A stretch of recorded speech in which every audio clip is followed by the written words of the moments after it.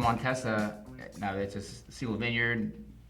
Basically, we have a lot of Grenache in here.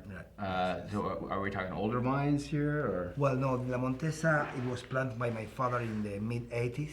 Okay. So Well, that's old vines for California. See, when it's 85 years, 88 years. Some of the plots are also 18 years old. Okay. So it's not one of those bush pruning old vines, but it's I try to run it like in the old times. I don't irrigate. I do organic viticulture. I fertilize with natural manure. I do try to do the very most delicate treatment or care taken.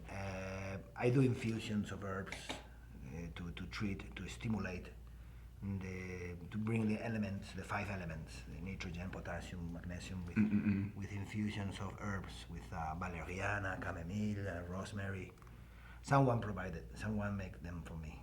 So when you went back to the bodega back in 2000 for the 2001 harvest, I mean, prior to that, was there organic material being used in the vineyard, or is this something that you introduced? You know. No, I have introduced it because this.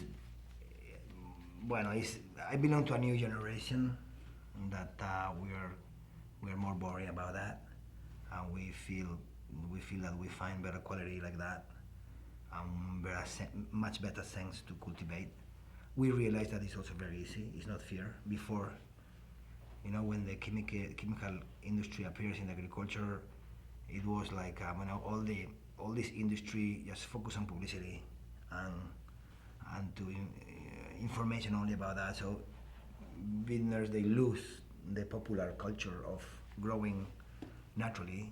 Something has been historically in our lives, in our history, very efficient. But suddenly everybody forgot how to manage without being chemical.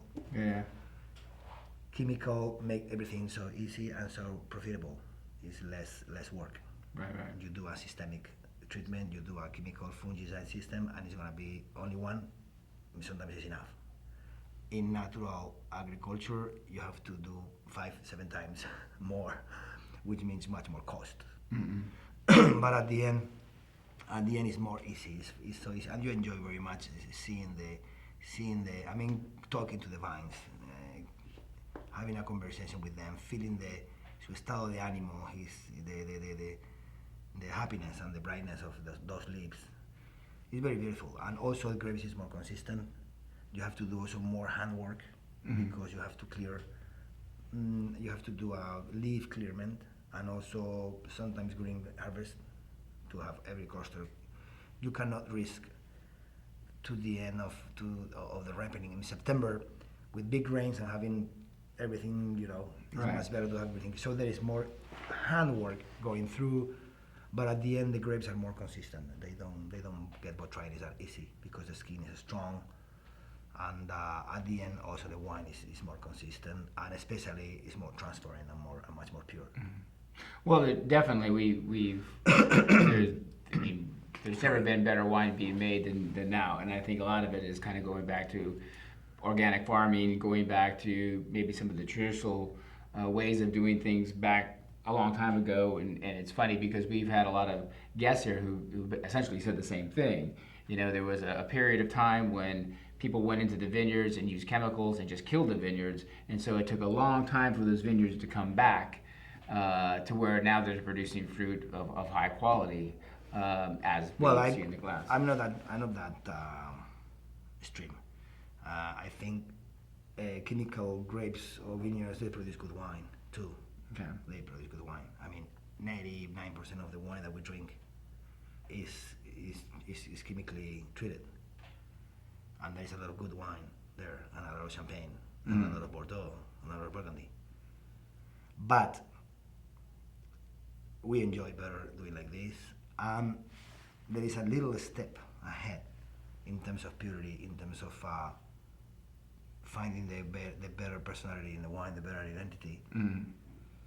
And at the end, it's better.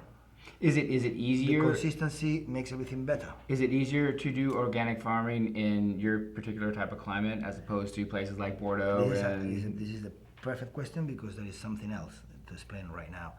It is when we talk about Garnacha, Tempranillo, what happened that Tempranillo invade Rioja Baja also in the 80s. So a Tempranillo or a Mazuelo in Rioja Baja needs a lot of treatments. They get a lot of oidium. Okay. Because it's not their right climate. Garnacha was chosen for Rioja Baja from many centuries ago, when there was not any chemical industry, anything. So it is not only I don't know how to say, it's the sense of the vine and the wine that makes, it's also the sense of how to work in that vineyard. The autochthonous grapes in every single region in the whole world, they make sense. They were established before the chemical industry appears, and it's so easy to handle them in natural, in organic agriculture. So obviously the monks knew something back a few centuries ago, and all their studies, because it's plant Grenache in Baja, plant Tempranillo in Alta, and plant Pinot Noir in Burgundy, and plant so and we should just not break tradition. But before the monks, everything happens. Yeah, the monks, they give a very nice pincelada, a very nice touch of spirituality to viticulture. They really, how can I say, they bring viticulture to a higher stage. They really choose the best. But everything was, 90% of the areas, there were vineyards already. They went there and they say, hello, this is the best. We want this, we want that. They made a kind of very much respectful work. Spirituality came into viticulture by them. They were the spiritual guys, they were the real alchemists. So they brought, I think, but viticulture was there in most of these cases. They didn't bring grapes, the vines to Burgundy. So Romans, yeah. Before Romans, not only Romans. Okay. In Spain were the Iberians before Romans. We have Iberian cellars. It's more than 2,000 years. There is cellars of the Iberians. The Romans came there and said, "Oh my God, this is great! This vineyard, we're going to have plenty of wine to drink." Yeah. We got wine. We got great weather. It's perfect. In our bacchanals. So, what's next? What's the future? The future in Alvaro is to still investing in doing better. You don't understand in which kind of investment, but it's tiny, big things that change everything to tiny, big differences.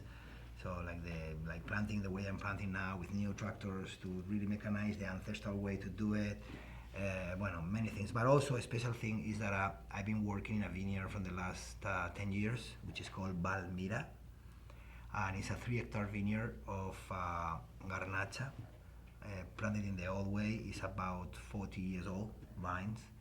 I've been vinifying every year, but 2013 is when I really consider it's very good. The 2013 is so good, and it's time to bottle it for the market, not to keep it all at home. Something like that. Okay, well, I want some of it. I know. We have to wait. We have to age it. Okay. Well, we'll wait a few years. A couple of years. Anyway, thank you very much for coming. Thanks, we greatly appreciate it, and cheers. Cheers to health to everyone. Salud. Salud.